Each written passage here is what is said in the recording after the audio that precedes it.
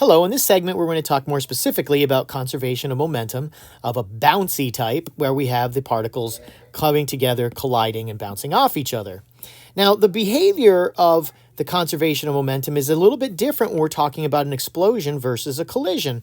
And you may remember in an explosion you have something and it kind of splits apart and one piece goes in this direction, one piece goes in that direction. So what we saw was that the initial momentum before the event was zero, and afterward, there's the momentum of, say, the left particle and the momentum of the right particle. And that leads to, when we solve this algebraically, that the momentum on the left is equal and opposite to the momentum on the right. So we have these two particles that split apart and their momenta are equal and opposite, and that's what makes their momentum stay zero. In a collision beforehand, it's very, very different.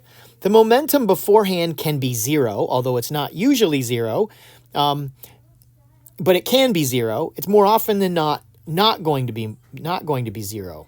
What we have beforehand is usually a momentum of a left particle and momentum of a right particle. And then afterward, there's the momentum of the left particle afterward. We use this symbol prime to indicate or denote afterward. That's what that means. Plus the momentum of the right prime. So this particle on the right, the momentum right, has some momentum, and the one on the left has some momentum, and they come together, and afterward the momentum on the right has momentum, and the momentum on the left, the particle on the left has momentum. So we have this complex situation where this is going on. Now, when we look more closely, the momentum of the left is equal to the mass of the left times the velocity of the left, plus the mass of the right times the velocity of the right. And afterward, we have the same mass. The left particle is still mass of the left particle, but the velocity of the left particle may be different and is likely to be different. And we know it has to be different because it's moving in the opposite direction.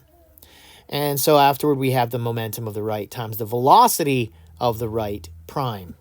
So there are these numbers that are changing. So you can see when you compare these two, the situation with explosion, it's simple. You got two particles and their momentum are equal and opposite.